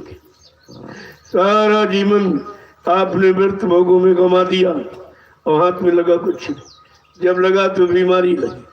क्यों? भोग रोग का कारण है, भोग रोग बन के निकले, भोग ही तो रोग का कारण है।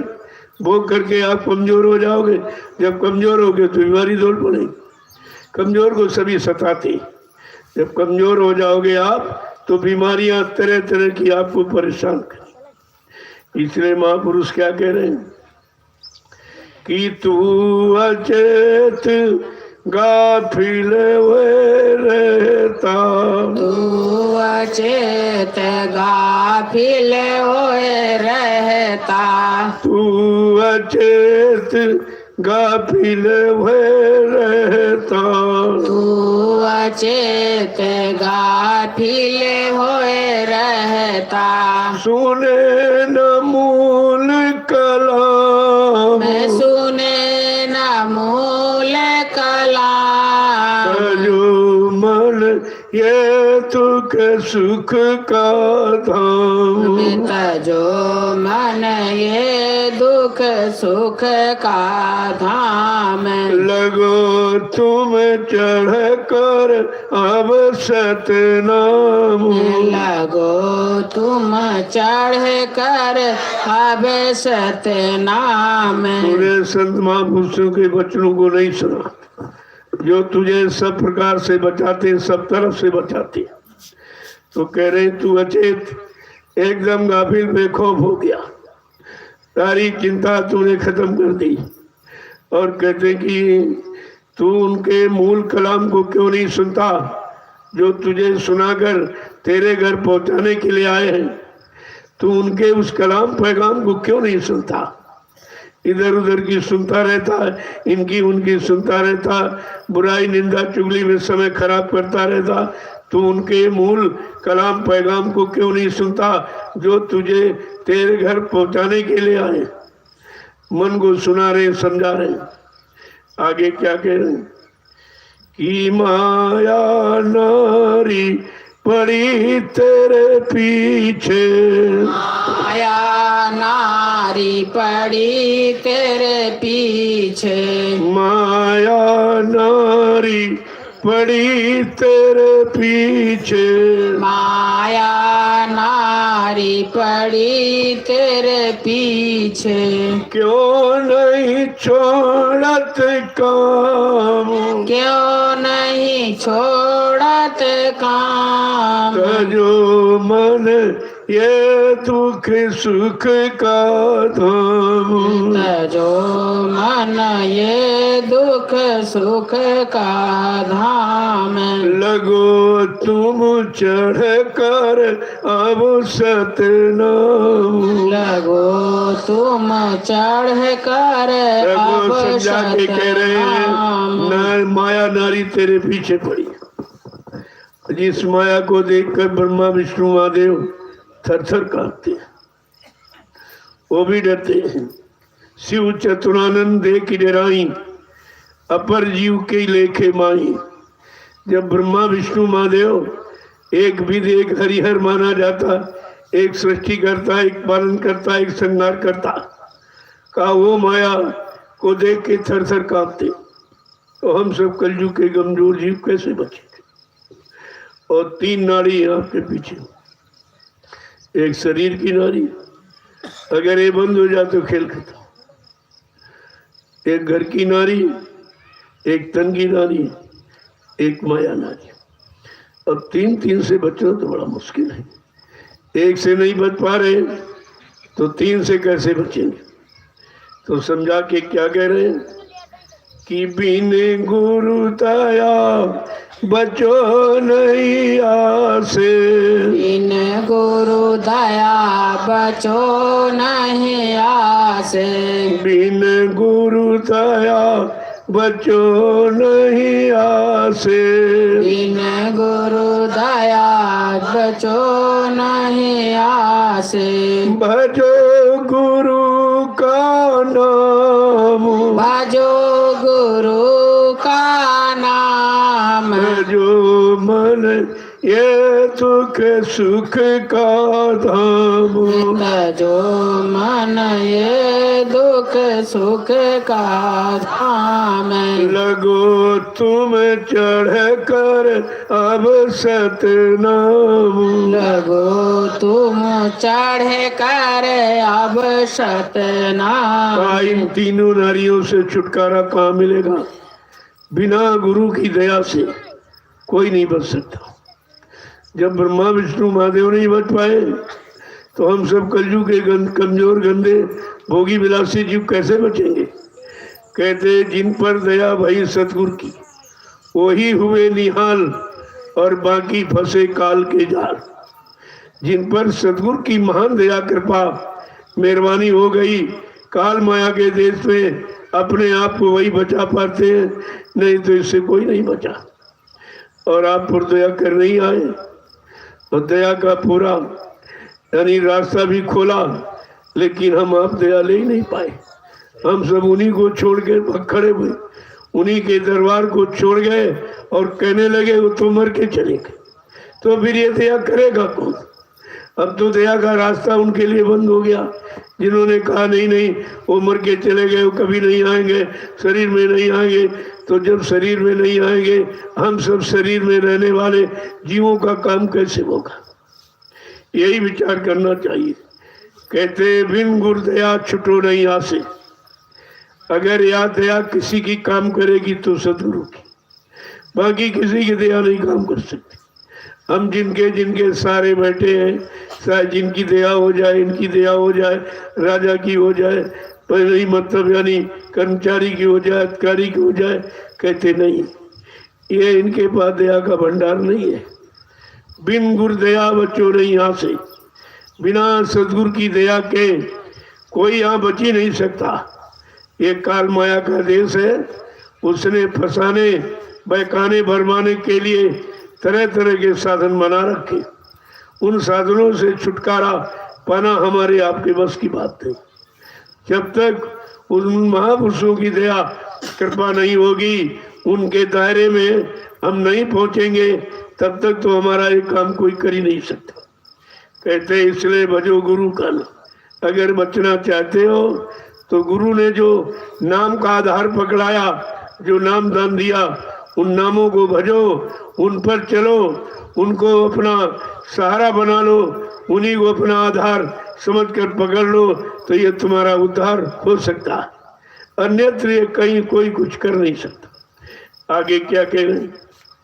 तो सद्गुरु दयाल करेंगे क्या कि वे दयाल तेरी दया विचारे, वे दयाल तेरी दया विचारे, वे दयाल तेरी दया विचारे, वे दयाल तेरी दया विचारे, पल पल करे संभाल, पल पल करे संभाल, सजो मन ये दुख सुख का धाम, तजो मन ये दुख सुख का धाम। ये सब मन के लिए समझौती है।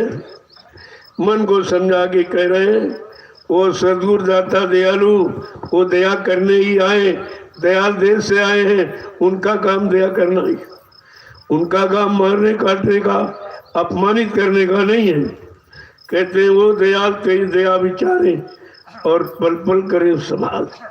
अगर उन्हीं की शरण में चले जाओगे, रह जाओगे, तो वो हर पल घड़ी तुम्हारी संभाल करेंगे, उधर दुख मुसीबत में जाने ही नहीं देंगे। सही सच्चे रास्ते पर जगा करके, चिता करके, होश में ले आकर के खड़ा करेंगे। आगे क्या कह रहे हैं कि छोड़ भोग क्यों रोग बसाए, छोड़ भोग क्यों रोग बसाए, छोड़ भोग क्यों रोग बसाए, छोड़ भोग क्यों रोग बसाए, यहाँ में नहीं आराम, या में नहीं आराम, जो मन ये दुख सुख का धाम, तजो मन ये दुख सुख का धाम। अगर सच्ची सुख शांति पाना चाहता है तो भोगों से मुख मोड़ ले, नहीं तो भोग तुझे रोगी बना करके सारी शक्ति खराब कर देंगे। बाद में तुझे पछताना पड़ेगा, क्योंकि रोगी कुछ कर नहीं सकता है, कमजोर हो जाता है, और कमजोरी का कारण हमारे भोग हैं, जिनको हमने समझा नहीं था। हंसी खेल में उसी में फंस गए, सारी शक्ति को गंवा दिया। जैसे कपड़े को निचोड़ देते हो, ठीक इसी तरह भोगों ने तुम्हारे शरीर को निचोड़ दिया। अब इसमें कुछ नहीं बचा, सिवा रोने, घबराने, चिल्लाने, प्रायश्चित, आंसू बहाने के सिवा तुम्हारे पास कुछ नहीं बचा।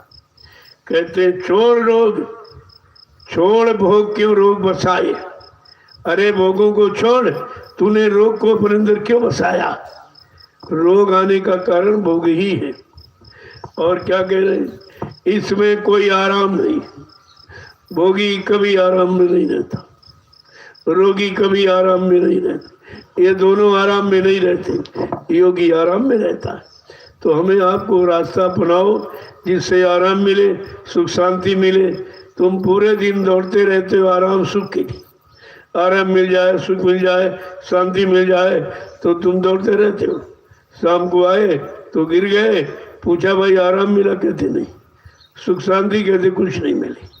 जो खोजने ढूंढने गए थे सारे दिन परेशान हुए, खेती में ढूंढा, दुकानों में, दफ्तर में, नौकरी में, चाकरी में, इनमें और उनमें, सब में आप ढूंढते रहे, और था तुम्हारे अंदर, ढूंढते रहे इधर उधर, और वो सुख और शांति तुम्हारे अंदर थी, जो तुमने भोगों में खत्म की है। ये सच्ची सुख शांति पाने का रास्ता था, वो तो रास्ता हमने आपने बंद कर लिया और भोग का रास्ता अपनाया, जिससे रोग हमारे अंदर पैदा हो गया। अब रोग में रोगी तो आराम में रहता नहीं, रोता रहता, रात भर बेचारा जगता है, दर्द के कारण रोता रहता।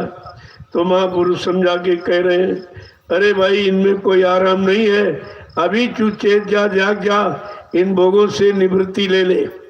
आगे क्या कह रहे हैं कि गुरु का कहना मान प्यारे, गुरु का कहना मान प्यारे, गुरु का कहना मान प्यारे, गुरु का कहना मान प्यारे, पाएगा विश्राम, पाएगा विश्राम, जो मन ये दुख सुख का धाम, जो मन ये दुख सुख का कहते अगर जीवन में सच्ची सुख शांति आराम विश्राम पाना चाहता है तो अपने गुरु का कहना माने। वो कहेंगे तुम्हारे हित में, जो कुछ बताएंगे सब तुम्हारे हित का, और कराएंगे भी तुमको हित लाभ पाने का। इसलिए ऐसे समर्थ सदगुरु का कहना मान ले और कहेंगे कि तो पावेगा विश्राम। अगर गुरु का कहना मान लेगा तो आराम विश्राम हमेशा के लिए तुझे प्राप्त करा देंगे। ऐसे घर मंडल मुकाम पहुंचा देंगे, वहाँ विश्राम के सिवा और कोई तकलीफ, कोई दुख, कोई बीमारी, कोई संकट है ही नहीं। आगे क्या कह रहे हैं कि दुख तेरा सब दूर करेंगे, दुख तेरा सब दूर करेंगे, दुख तेरा सब दूर करेंगे, दुख तेरा सब दूर करेंगे, देंगे अचल मुकाम, देंगे अचल मुकाम, जो मन ये दुख सुख का धाम। जो मन ये दुख सुख देखो बार बार समझौती, मन के लिए बार बार समझौती कर रहे हैं कि वो सदगुरु दाता दयालु क्या करेंगे, तुम्हारे सारे दुख को दूर करते।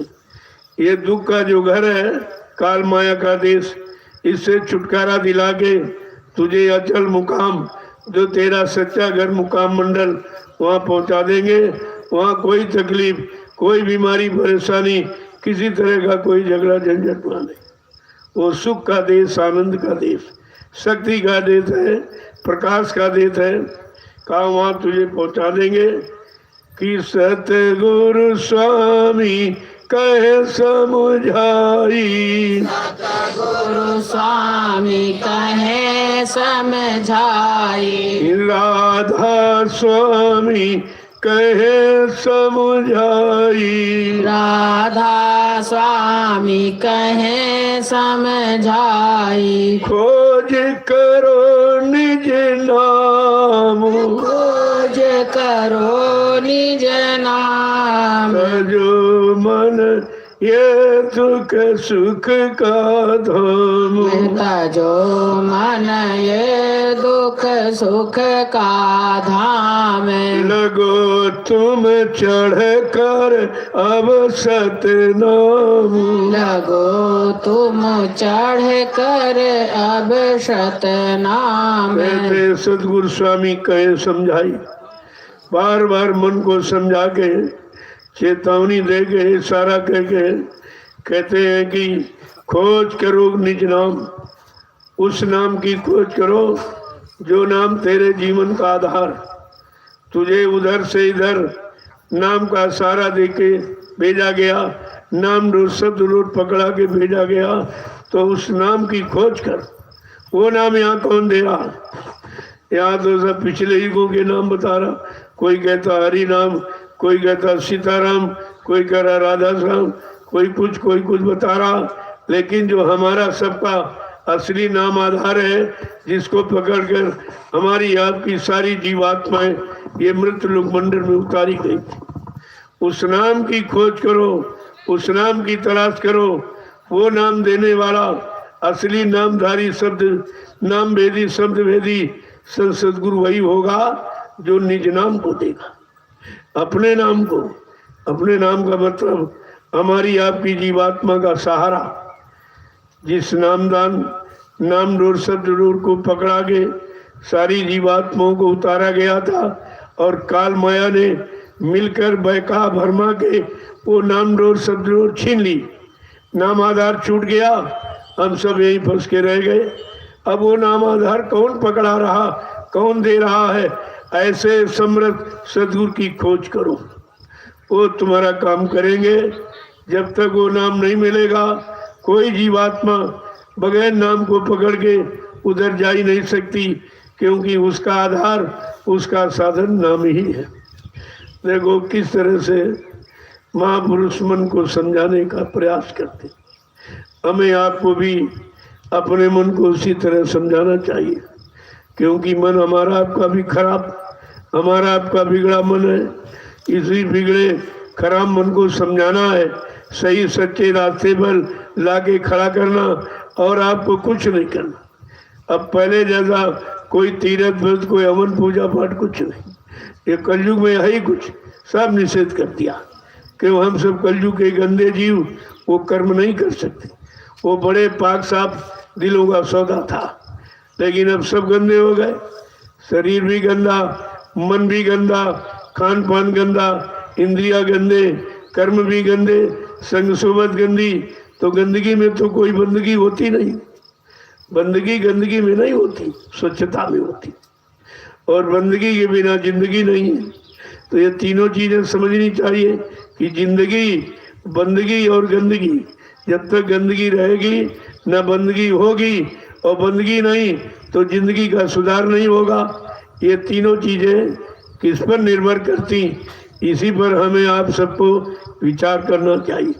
जब सत्संग वचनों को सुनोगे तो तुम्हारे में विचार यानी सोचने की कुछ क्षमता पैदा होगी कि हमें भी कुछ अच्छा करना चाहिए।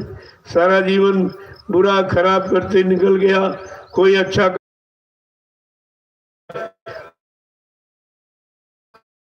सही सच्चे रास्ते पर, सही सच्चे रास्ते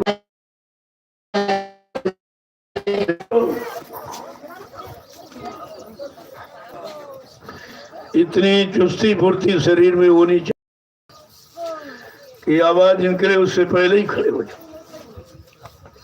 जब खड़े हो गए तभी तो चलोगे, बैठे बैठे तो चलोगे नहीं कोई।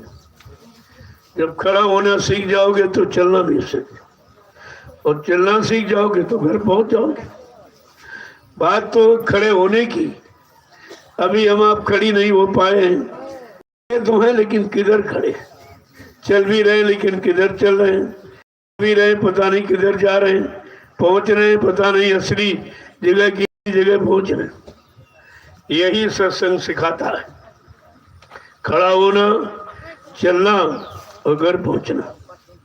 अगर ये बात समझ में आ जाए तो बहुत आसान हो जाएगा, जो तो हमारी प्राप्ति सरल हो जाएगी। और मिले लेकिन आप उनको पहचान नहीं पाए। अगर पहचान लेते तो हम सब 45 करोड़ जीवों भाग्य उदय हुआ था, अब तक कुछ करने लगते, कुछ पाने लगते, देखने लगते और चलने लगते, धीरे धीरे अपनी मंजिल पर पहुंच जाते। लेकिन वो तो टिक ही नहीं पाए। वो सतगुरु दरबार ही छोड़ के चले गए, गुरु को छोड़ के चले गए। चलो छोड़ के चले गए थे ये भी नहीं कहते, चले भी गए कहते वो मर के चले गए। ये शरण छोड़ के चले और कहते वो मर के चले गए। किस तरह का झूठा प्रचार करके आपने अपना कितना बड़ा नुकसान किया, अपने गुरु का अपमान किया, अपना भारी नुकसान किया आपने, और वो सजा बाकी पड़ी है।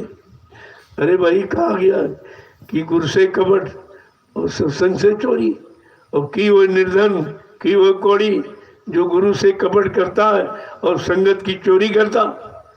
अब यहाँ तो सब चोरे चोर, तो कोई आटा चुरा रहा, कोई चावल चुरा रहा, कोई तेल चुरा रहा, कोई पैसे चुरा रहा। तो जब ये सब चोरे चोर है, क्या गुरु का संदेशा चोर बनने के लिए था? फिर आप ये बन कैसे? ये मनमुखता है, ये सब मनमुखी, कोई गुरुमुखी नहीं।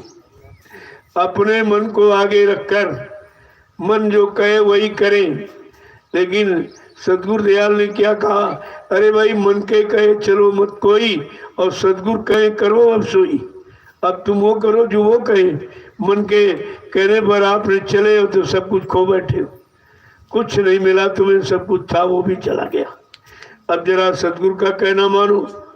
अब जब उनके कहने मानने की बात आई तभी तुम अपने मन को ही आगे रखे हो। भाई जो चोरी कर रहे हो किसकी कर रहे हो, चाहे वो समय की चोरी हो, काम की चोरी हो, सामान की चोरी हो, धन की चोरी हो, चोरी तो चोरी है। और एक तरह से नहीं, कितनी तरह की चोरी कर रहे हो।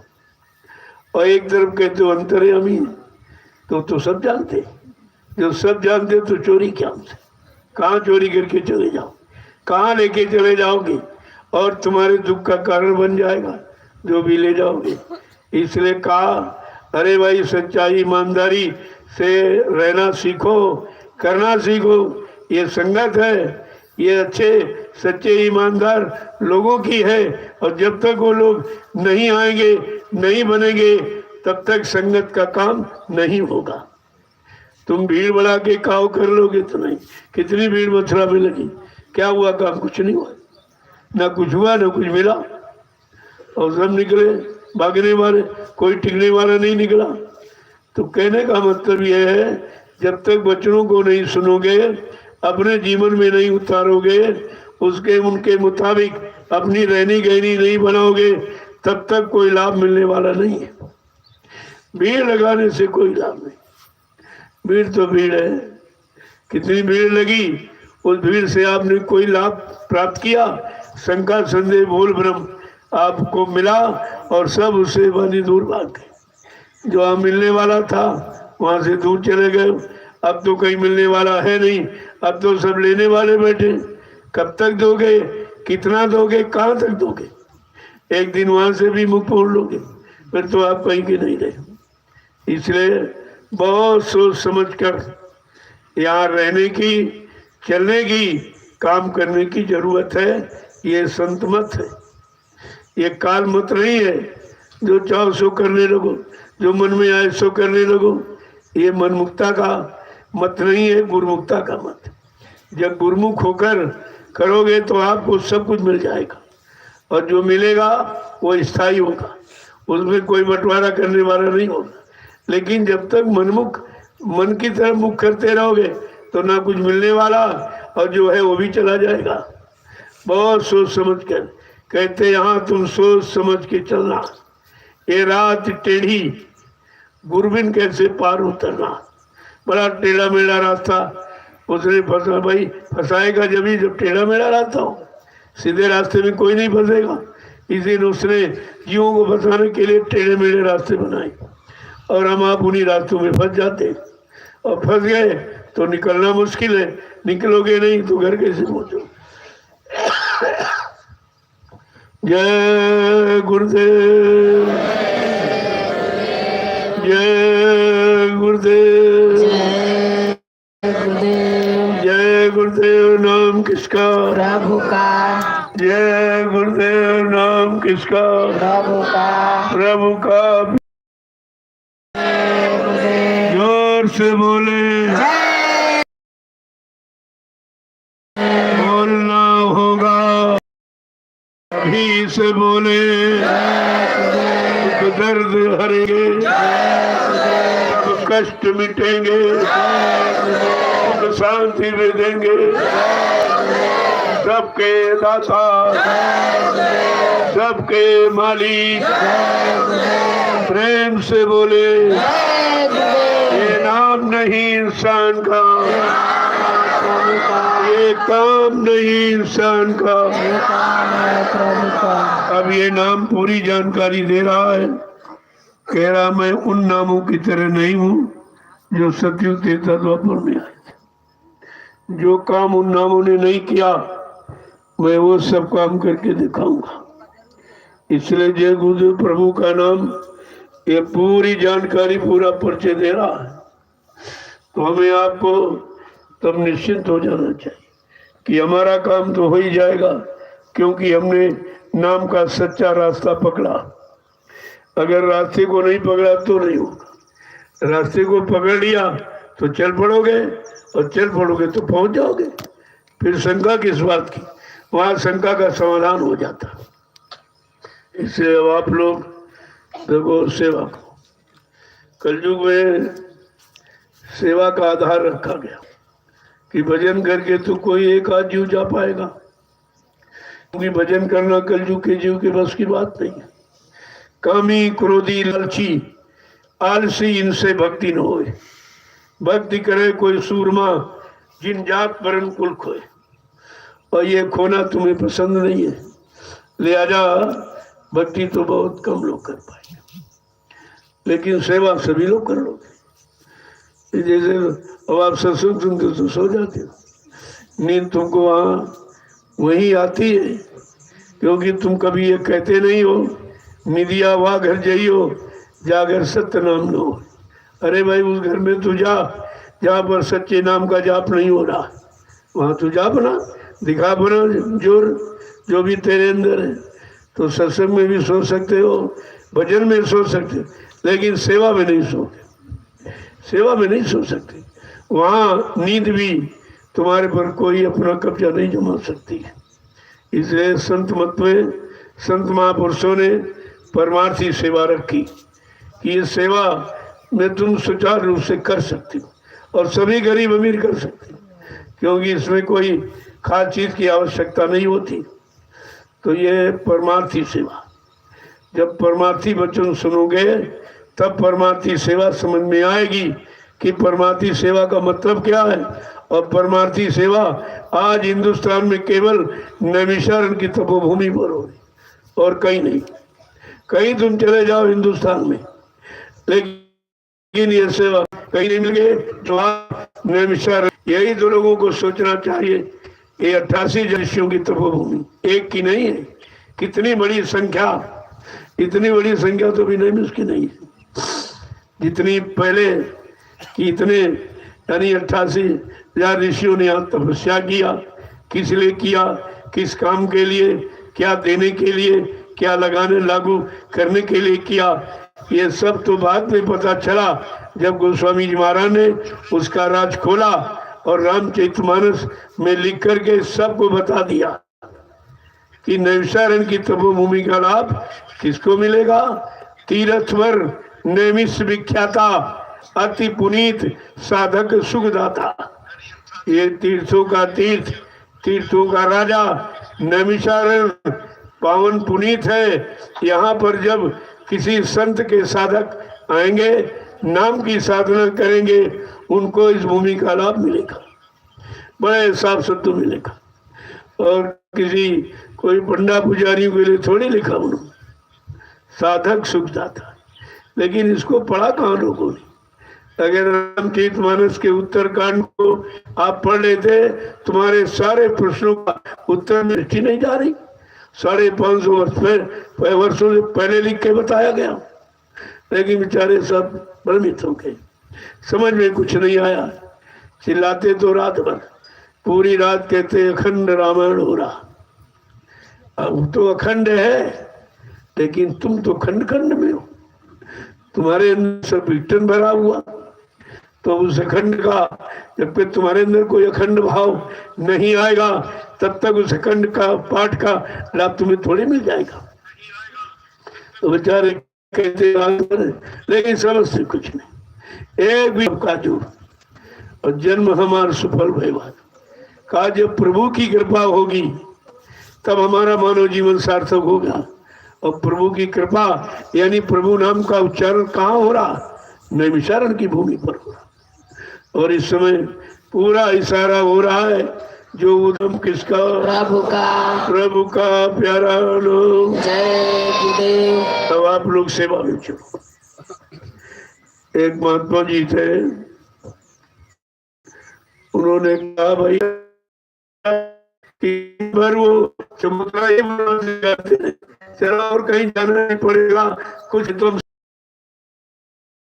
दिया जाए, भजन करो 1 घंटा बैठ। वो नहीं कर सकते। सत्संग सुनो बैठ कर, वो भी बड़ा मुश्किल हो जाए।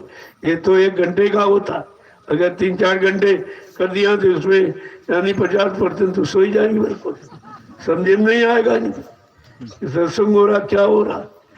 जब इतना थोड़ा समय आपके लिए रखा जाता, बिल्कुल सरल करके बताया जाता, तब तो तुम सो जाते हो, समझ में आता नहीं। अगर कुछ कठिन और जटिल कर दिया जाए तो तुम्हारे बस का बिल्कुल नहीं। इसलिए आप सेवा में चलिए। ये मैदान है, ये खेत, ये आपका सेवा श्रम है।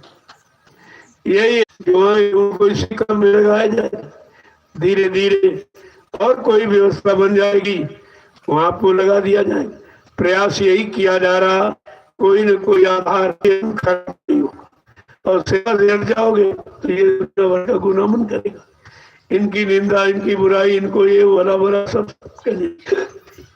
लेकिन सुनोगे तो इससे बढ़ के कौन सी अच्छी व्यवस्था। आप लोग चलिए, ये काम इसको बिल्कुल इस तरह बना दो कि इसमें अच्छी सच्ची फसल पैदा हो जाए, भंडारे आ जाए। कितने लाभ, कितने लाभ देखो, तन की बीमारी गई और मन करोगे, और इस जो बनेगा, बन के तैयार होगा, इससे लाभ लोग। देखो आपके लिए एक साधन बनाया जा रहा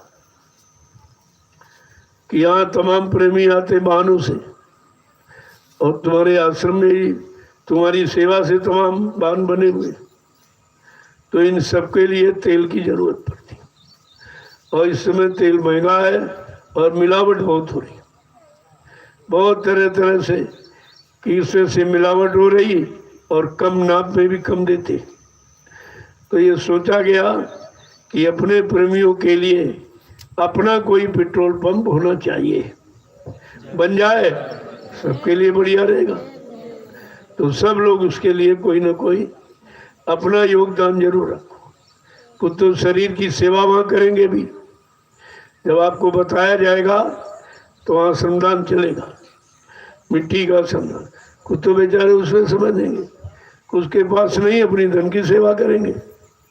तो ये सबके लिए एक सेवा का माध्यम बनाया जा रहा है, और उससे 4 पैसे की आपकी आमदनी संगत को होगी। क्योंकि अब धीरे धीरे सैलाब बढ़ रहा है, पुराने लोग बेचारे कब तक सेवा देते रहेंगे। तो एक सेवा का माध्यम उधर आमदनी का बन जाए, और उससे भी कुछ आपको मिलने लगे, तो तुम्हारी सेवाएं कुछ कम हो जाएंगी, आपको सेवा कम देनी पड़ेगी, उधर एक जरिया बन जाएगा। तो प्रेमियों का एक सेवा का जरिया बन जाए, और दूसरा जो बांध लेके आप आते हो तो आपको कम, यानी मतलब कीमत में, और अच्छा क्वालिटी भी अच्छी है और नाप भी अच्छी सस्ती आपको मिले, तो ये तो बहुत अच्छी बात है। वो सेवा के उद्देश्य से, कोई कमर्शियल व्यापारी दृष्टिकोण से नहीं किया जा रहा, सेवा के उद्देश्य से कि आपका पैसा सेवा भाव में लग जाए, उससे लोगों की सेवा हो, और अपने मिशन के लोग जो आने जाने वाले, क्यों बड़े बड़े कार्यक्रम होते तो हजारों वाहन आएंगे, हजारों वाहनों में कितना नुकसान हो जाएगा। एक तो कम तो नाप में कम देती है, और घटिया क्वालिटी मिलावट कर देते, बड़ा नुकसान होता है। इस नुकसान को मद्देनजर रखते हुए अपनी व्यवस्था क्यों न कर दी जाए कि तुम्हारा इतना बड़ा खुद ही परिवार है, तो इतना बड़ा तुम्हारा गुरु परिवार है, एक पेट्रोल पंप की आवश्यकता अपने लोगों को खुद है कि अपना तो काम कम से कम सही रूप से होगा और लोगों को भी लाभ मिलेगा, तो तुम्हारी एक सेवा हो जाएगी और अपना सबको खुद का भी लाभ मिलने लगा। तो इसकी एक व्यवस्था बनाई गई है। तो हमने कहा लोगों को जानकारी दे दूं, नहीं कहेंगे भाई व्यवस्था बनी तो हमको बताया क्यों नहीं था, हम भी कुछ सेवा करते, हमारा कुछ लग जाता, तो उससे जब तक ये रहेगा तब तक लोगों को लाभ मिलेगा। वो लाभ आपके खाते में होगा, क्योंकि व्यवस्था आपकी गाड़ी कमाई से बना है। आपकी गाड़ी कमाई से जहाँ व्यवस्था बनेगी और जब तक वो रहेगी तब तक लोगों को लाभ मिलता रहेगा। ये लाभ तुम्हारे खाते में आएगा क्यों, व्यवस्था आपकी गाड़ी कमाई से बनी। जय गुरुदेव, जय गुरुदेव, जय गुरुदेव। नाम किसका? प्रभु का प्यारा नाम। इसलिए इस व्यवस्था के बारे में जानकारी सबको मिलनी चाहिए। कोई ये न कहे हमको बताया नहीं गया कि हम भी कुछ करते नहीं आ पाते हैं, नहीं समय मिलता है। कम से कम हमारी सेवा लग जाती तो आगे मिलने वाला लाभ जो वर्षों तक रहेगा हमको भी मिल जाता। इसलिए आपको ये सब चीज बताई जा रही। बताने का और कोई कारण नहीं है कि सबकी सेवाओं का समावेश होना चाहिए, कोई गरीब अमीर बाकी न रहे, सबका लग जाए और लग जाएगा वहाँ आपको लाभ मिलने लगेगा। ये तो परमार्थी लाभ ही है।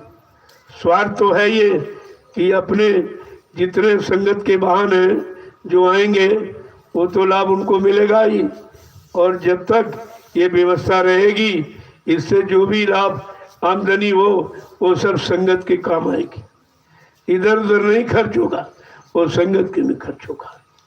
क्योंकि आपको बहुत व्यवस्थाएं भी चाहिए। अभी तो थोड़े लोग हैं, अब रोज का रोज बढ़ते जा रहे हैं। आप देख रहे हो कितने लोग थे कितने हो गए, जब अभी बिना कार्यक्रम के इतने हैं, बगैर बुलाए इतने आ गए।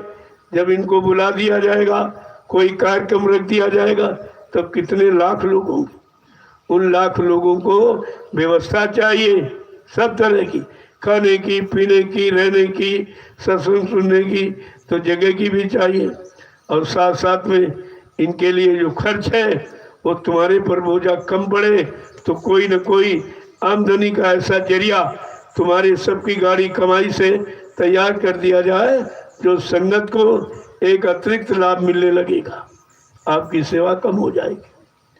जय गुरुदेव, जय गुरुदेव। ये सूचना सबको दे दो ताकि कोई किसी को ये न हो कि भाई हमको बताया क्यों नहीं गया। हम भी कुछ करना चाहते थे और एक अपने मिशन की मर्यादा हो जाएगी कि नहीं नहीं ये मिशन इतना बड़ा है कि अपना सेल्फ डिपेंड है, अपने पर निर्भर रहता, हर काम अपना रखती, इनको किसी की जरूरत नहीं पड़ती, जबकि तमाम लोगों की जरूरत को पूरा करते हैं और इनको किसी से जरूरत नहीं पड़ती। यही तो आपको आदर्श प्रस्तुत करना है। तो सबके लिए व्यवस्था बन गई और सब अपनी सेवा दे सकते हैं, कर सकते हैं जो जैसा है। मैंने कोई संख्या नहीं रखी, ये काम मेरा नहीं। जहाँ श्रद्धा सेवा भाव है वहाँ संख्या की क्या जरूरत है, इतने लाख इतने हजार ये कुछ। वो तो जो श्रद्धा सेवा भाव है उससे जो तैयार होता है उसमें बरकत होती, और मांगा जाता वो भीख हो जाती, उसमें बरकत नहीं होती। इसलिए मैंने कभी किसी सेवा में कोई संख्या नहीं रखी। वो तो तुम्हारे पर निर्भर है, तुम्हारा जितना सेवा श्रद्धा भाव हो आप करिए, अच्छा रहेगा आपके लिए। कोई व्यवस्था बन जाए संगत के लिए उसमें सबका सहयोग होना चाहिए।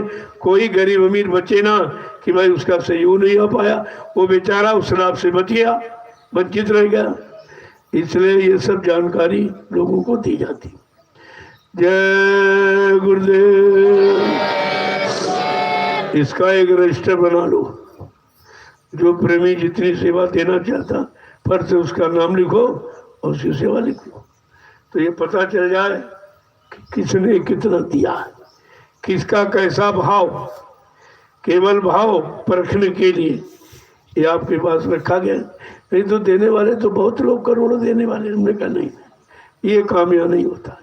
यहाँ तो श्रद्धा सेवा भाव से ही काम किया जाएगा जिससे बरकत हो और सबको समान लाभ मिले। यहाँ तो लाभ लेने की बात नहीं, लाभ देने की बात है। तो जब इस तरह कोई भूमिका व्यवस्था बन जाएगी, सब लोग उससे जुड़ जाओगे तो सबको लाभ मिल जाएगा। और एक आदर्श होगा कि भाई इस मिशन में लोग अपनी स्वतः व्यवस्था रखते, वो किसी के अधीन नहीं रहते, अपनी खुद व्यवस्था करते। और इतने लोग हो, जरा जरा बट डाल दिया तो ढेर लग जाएगा, इतने लोग हो। जय गुरुदेव। अब आप चलिए सेवा में। पहले उधर चलो, जो पनवासा वो पड़ा हुआ है, जो काट छाट के लाया गया ईंधन का काम, तो उधर जमा है, उसको तोड़ सूख गया है, अब तोड़ ताड़ करके उसको भंडारे में इकट्ठे बना पहुंचा दो। और कुछ लोग इधर चले जाएं खेतों में, कुछ उधर काम हो रहा, जल्दी से गुरु पूर्णिमा की तैयारी है। अब ये लॉकडाउन खुला है, अगर ऐसा खुला रहा तो आप देखना कितना बड़ा जमघट आता, कितने वाहन आएंगे, उन वाहनों को डीजल पेट्रोल की जरूरत पड़ेगी। और यहाँ लूट हो रही सब, एक तो कम देते और मिलावट कर देते, तो उससे इंजन खराब हो जाता। उनको इससे खराब से क्या मतलब तुम्हारा हो। तो इन सब बातों को ध्यान में रखते हुए अपनी व्यवस्था में हमें रहना है, अपनी व्यवस्था बनानी है। किसी दूसरे के अधीन रहकर हम कोई काम नहीं करेंगे, तब तो हमारे मिशन को लोग याद करेंगे। जय गुरुदेव, जय गुरुदेव। तो जगह ले ली गई है, यही नेमिसिसी नेम्स रोड पर, मिस्री जाने वाले रोड पर 5-6 किलोमीटर पर जगह है।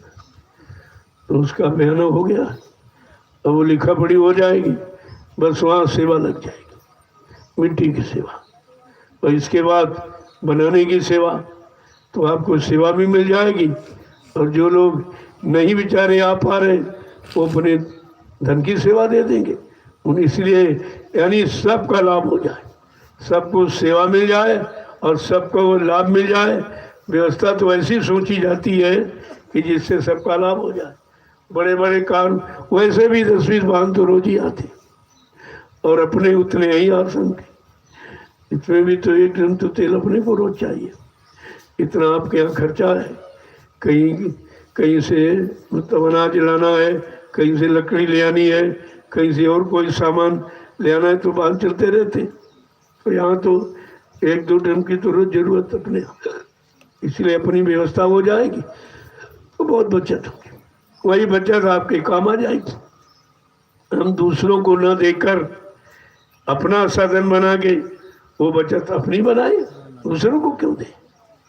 यही तो स्वयं स्वावलंबी बनो, सब काम अपने हाथ से करो, अपनी व्यवस्था हो जाए तो कोई दिक्कत नहीं, जब चाहो तब काम करने लो।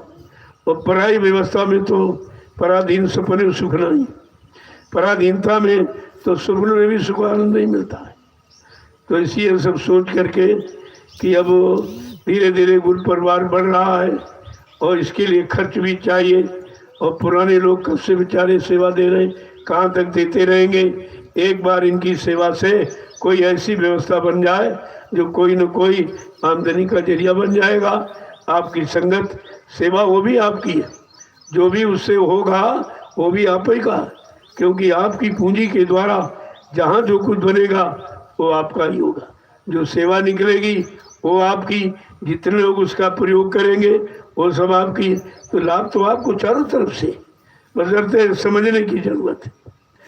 जय गुरुदेव। अब आप चलिए, अभी जो जाने वाले हो तो मैं मिल लूँगा और शाम को सबसे मिलूँगा।